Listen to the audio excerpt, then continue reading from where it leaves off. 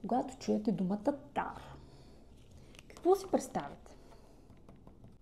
Предсказания за бъдещето, гадания за любов или може би онези нашумели видеа в TikTok и в Reels, които ти гарантират, че могат да ти кажат какво си мисли той за теб. В това видео, мили хора, ще ви разкажа истината за таро картите, как всъщност работят, поне от моя гледна точка, като човек, който се занимава с себепознание. А накрая на видеото ще ви споделя най-често срещаните грешки, които правят хората, докато си гледат на таро и как да ги избегнете. Здравейте, мили същества! Аз съм Милита. В този канал си говорим за себепознание, за личностно развитие, за манифестации и за всякакви теми, които ми кликват в тази сфера от живота. Днес ще ви говоря за таро картите и за истината. За тези таро карти, какво представляват и как да не се заблуждавате. Какво ви говорят гурутата, които се опитват да изкарат пари от вас. Така, започваме с историята на таро картите, която естествено не я помня и затова ще ви прочета. Таро картите са създадени през 15 век в Европа, като игра за забавление. Тоест имайте предвид, че те не са създадени за да си гледаме в бъдещето. Те просто са били използвани от хората тогава, нали, с доста по-нисък коефициент на интелигентност от сега, просто да се забавляват и да играят на нещо. По-късно през 19 век те започват да се използват за окултни и мистични цели, като хората ги свързват с магия, съдба и предсказания. Имайте предвид, че тогава наистина хората не са били с високо IQ, нали? Да си го повторим. Тази промяна идва главно от тълкованията на окултисти, които започват да добавят духовни значения към символите на картите. С времето тарото се превръща в инструмент за предсказване на бъдещето, което подхранва една от най-големите заблуди, че картите, мили хора, могат да кажат какво ще се случи. Истината обаче е, че таро не предсказва бъдеще. Те не работят като магически прозорец, който вижда напред във времето, а като огледало, което отразява вашите мисли, чувства и подсъзнателни убеждения в момента. И в момента, в който вие ги смените, тарото ще покаже нещо друго. Защото то просто е огледало на вашата енергия в този момент. Просто и ясно. Относно нашумялото използване на картите таро в последно време, особено в TikTok и в социалните мрежи, и в Instagram, и в Reels и така нататък, една от най-големите заблуди на хората е, че тарото може да отговори на въпроси като ще се върне ли бившия ми, какво чувства той към мен, ще се сгаджосаме ли, ще си имаме ли 10 деца, ще си направим ли футболен отбор и така нататък. Ще забогатее ли до година, ще си направи ли империя, ще забременея ли и всякакви такива неща, които гледачките на таро се възползват от вашата нужда да получите отговор и един вид да ви кажа това, което ви искате да чуете. Но истината е, че това няма как да се случи. И най-вероятно сте попадали на супер много видеа с заглавия като избери си карта и разбери какво ти предстои. И аз го правя това с избирането на карта в една от затворените ми групи за себепознание, но там е друга идеята.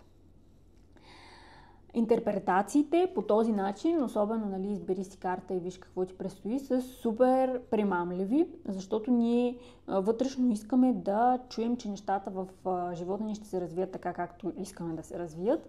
И даже много често, може би, ако сте гледали такъв тип видеа, търсите друго видео на същата тематика, което да каже това, което ви искате да чуете. И ако не го каже това, което ви искате да чуете, каже нещо друго, си казвате, това таро не става за нищо. И обаче после като чуете нещо, което ви кликва на вас и поддържа вашата илюзия, всичко е точно. Тарото е топ.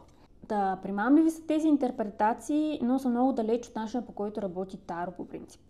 От моята гледна точка, тарото е просто един инструмент за себепознание и както ви казах в предишното мое видео с историята ми с таро картите, аз го използвах главно за да възстановя връзката между мен и мен. Вътрешната ми връзка със себе си, а не за да гледам в бъдещето и какво ми предстои. И продължавам да го използвам като инструмент за себепознание. Да разбирам по-ясно неосъзнатите ми мисловни навици и да виждам къде имам някаква енергия, нещо, което не съм осъзнала, че съм пуснала да се развива вътре в мен като идея или като вибрация. Когато теглите карти, особено ако наистина сте свързани с полето, енергийното поле около нас, тези карти ви помагат да осъзнаете неосъзнати мисловни навици, т.е. от неосъзнато да го направите осъзнато, от подсъзнателно да стане съзнателно и да разберете какви вибрации доминират в момента във вас. Т.е. утре може тези вибрации да са различни. Утре на същия въпрос може да получите друг отговор, защото вие вече не сте същия човек. Например, ако попитате какво мисли еди кой си за мен и картите ви изкарат някакви много объркани резултати, този резултат не означава, че даденият човек е объркан спрямо вас. Този резултат означава каква е вашата енергия по дадения въпрос. Какви са вашите собствени мисли и какви са вашите несигурности по въпроса. Тарото, мили хора, е отражение на вашето подсъзнание, а не на чуждото. И това е много важно да го подчертаем. Тарото е вашето огледало, а не това на отсрещния човек. Тарото ще ви каже какво е вашето отношение относно отговора на този въпрос. Какво вие мислите несъзнателно. Сега продължаваме с най-честите грешки, които може да направите докато си гледате за Таро, а накрая на видеото ще ви разкажа как аз го използвам за себепознание и как можете и вие да го направите това и да не се обърквате, че Тарото ви казва бъдещето. И да не се повлиявате от него, защото ако си мислите, че Тарото ви подсказва бъдещето и ви казва какво ще се случи, вие реално може да повярвате в това, което уж ви показват картите и да манифестирате без да искате нещо, което не е било нужно да се манифестира. Но сега да продължим с най-често срещаните грешки, които може да правим, докато си гледаме с Таро. Както говорихме до сега, първата и основна грешка е да задаваме въпроси за бъдещето.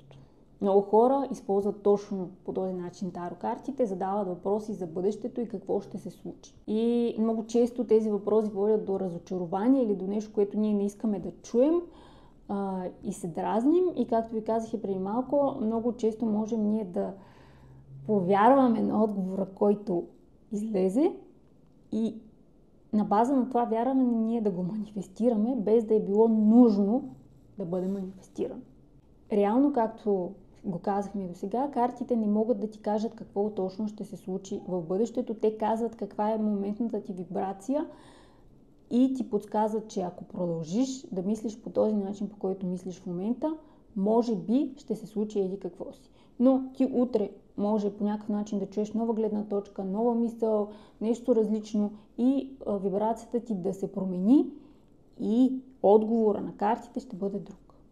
Затова вместо да питате някакви въпроси за бъдещето, по-добре е да си задавате въпроси като какво мога да променя в себе си, за да привлека любовта на живота си. Или как да подобря отношенията си с половинката. Или как да подобря начина си на работа, за да повиша дохода си. Тоест въпросите е най-добре да са фокусирани главно върху вас и вашия вътрешен свят. Защото от него зависи начинът, по който виждате външния свят и какво се манифестира в него. Втората грешка на хората, които си гледат с таро карти, е вярването, че картите са магически. Че тези карти имат магическа сила, че те са отделно същество, което има свой разум и може да отговаря на въпросите ти. Мили хора, картите сами по себе си нямат магия в тях. Това са просто карти, хартийки, картонени хартийки с картинки. По същия начин може да използвате целофани от бомбони. Пак да си гледате с тях. Те са инструмент за себепознание. Инструмент, чрез който да се свържете с интуицията си. Инструмент, чрез който да чуете вътрешния си глас по-ясно. Магията, мили същества, сте вие. Във вас е магията. Магията е във вашето подсъзнание и способността ви да интерпретирате различни символи според контекста на вашия живот, чрез което да осъзнавате несъзнателните си мисловни навици. Пийте, защото всеки път, когато милите повтори словен навик. Гледайте видеото от начало. Грешка номер 3, което съм го засичала изключително много по форуми в Reddit и наляво надясно, където хората си споделят за това как си гледат с картите Таро, е, че твърде често си гледат за един и същи въпрос. Докато не излезе отговора, който те искат, както го споменахме по-рано. Понякога хората теглят карти ежедневно, дори няколко пъти на ден, за един и същи въпрос, очаквайки различен отговор, докато не им пасне на желанието вътре в тях. За съжаление обаче това води до объркване и до това да не можеш ясно да видиш своите съзнателни мисловни навици. Защото първите карти, които изтеглиш, спонтанно, това е твой отговор. След това вече намерението ти се променя и теглиш карти, които могат да те объркат и вместо да видиш своята енергия, ти започваш да се стремиш да видиш конкретен отговор, който искаш да ти покажат. И важното е просто да запомните кои карти сте изтеглили в началото и ако не им разбирате смисъла, ако не виждате техния смисъл още когато сте ги изтеглили, дайте им време, дайте си време и на вас самите, мислете върху тях, анализирайте ги, наблюдавайте ги така, може да си ги снимате на телефона и просто да ги гледате, защото в един момент вие ще получите отговора. И точно тези карти ще ви го дадат. И понякога не знаем изцяло значението на дадени карти, защото, честно казано, те зависят от начина, по който вие ги интерпретирате. Не толкова какво има на картинката и не толкова какво са ви казали други гледачи относно значението. Защото като човек, който доста време е отдели на това да чета различни източници за това какво значат картите, мога да ви кажа, че всеки човек, който гледа на карти, си има различни значения на картите. Има тук-там някои, които съвпадат, но като цяло много хора просто следват интуицията си и придават различно значение на всяка карта. Затова, мили хора, вярвайте на интуицията си, гледайте картите, които още в самото начало са ви излезли и слагайте това значение, което ви дойде отвътре, а не което искате да имат тези карти. И от тук идваме и до четвъртата грешка, че пренебрегваме интуицията си. Това да четем значението на самите карти от книжките, които идват в тестето. Ето тук имаме книжка от самото тесте, в което има различни значения. И примерно изкарваш четворка мечове, отваряш книжката и четеш значението на четворка мечове. Това е много ограничаващо. Да, добро начало е, но е много ограничаващо. Истинската сила на Таро е в това вие да се свържете с вашата интуиция и чрез този инструмент, чрез тези карти, вие да разберете какво иска да ви каже вашия вътрешен глас по този въпрос. Тоест тези карти са преводача на вашия вътрешен глас, преводача на вашата интуиция, която се опитва да ви каже нещо чрез картите. Тя използва картите. Затова ви казах, може да използвате и целофани на бомбони със същия успех, нали? Какво усещате, когато погледнете картите? Върху какво се фокусирате? Кое ви привлича вниманието? Какво ви идва първоначално на ум? Доверете се на интуицията си. Много по-добре ще получавате отговори по вашите въпроси, отколкото ако просто четете в книжката. И как лично аз използвам картите, използвам ги почти всеки ден или по въпроси, които се чувствам объркана относно това какво мисля и къде ми е вибрацията. Тегля си карти, наблюдавам ги, нямам определен начин на редене, просто си ги тегля по случайен принцип на базата на това, коя карта ще изкочи, докато ги разбърквам по този начин.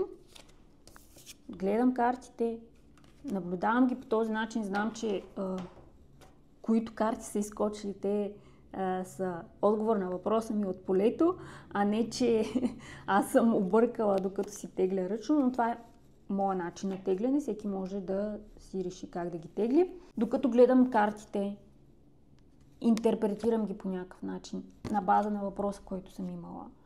И ви гарантирам, че всеки път аз виждам, че са просто огледал на моите мисли, които несъзнателно съм имала до този момент. И винаги започвам с въпроси, които са от рода на какво мога да направя, какво трябва да осъзная, какво не виждам, каква е вибрацията ми по дадения въпрос, за да мога по-ясно да видя какво не осъзнавам в дадения момент. И знам много добре, че няма как да ми отговорят за бъдещето, могат да ми отговорят каква е доминиращата енергия в мен в момента. Точно по този начин тарото ми помогна да осъзная много мои несъзнателни условни навици. Още един шот. Когато нямах връзка с вътрешното си аз и нямах достъп, така да кажа, до информацията, която съм натрупала през всички тези години, и използвайки го отново и отново, аз възстанових тази връзка с себе си и сега, когато си гледам на таро, всъщност тарото ми показва това, което вече го знам. Не ми показва абсолютно нищо ново. Просто ми показва това, което вече съм наясно с него, но несъзнателно не ми се е набивало толкова много в очите. И най-важното, което трябва да знаете за тарото, е, че то, отново казвам, това е ваше огледало и ви показва, че всичко зависи от вас и от вашите действия. Защото абсолютно всяка една ситуация може да бъде променена. Но, за да я промените, вие първо трябва да знаете каква е тя. За да знаете каква е тя, може да използвате инструмент като тарото. И естествено, не е нужно да го дундуркаме, не е нужно да правим някакви ултари за таро. За мен то работи независимо в каква среда го ползвам, защото той е инструмент, не е Господ. Та, независимо на дивана ли го ползвам, на масата ли го ползвам, в колата ли го ползвам, за мен тарото винаги работи, защото аз го използвам като преводачка, а не като източник на отговори. Така, мили хора, тарото може да е невероятен инструмент за себепознание, ако го използвате правилно. Като огледало на вътрешния ви свят и на вярванията, които имате, на енергията, която имате в момента, на начина, по който мислите в момента, но не го виждате. Не да го използвате като някаква кристална топка, която може да ви каже кога ще ви разбият сърцето. Или кога ще бъдете щастливи до края на живота си. Всичко, което ви показва тарото, е моментно. И надявам се това видео да ви е помогнало да разберете истинската роля на тарото в ежедневието ни. Да не се филмирате, когато виждате какво си мисли той за вас. И от сега нататък да не забравяте никога, че вашето бъдеще е във вашите ръце, а таро картите могат само да ви помогнат да разберете какво е нужно да промените. Сега. Днес. Не се бъркайте повече. Таро картите не могат да отговарят на да и не въпроси. Нито на това какво той си мисли. Могат да отговорят само на това какво вие си мислите, че той си мисли за вас. Примерно. Лампата изгасна. Време е да ви кажа чао. Ако това видео ви хареса, гледайте и другото за моята история с таро картите. С това ви оставям. Чао, чао.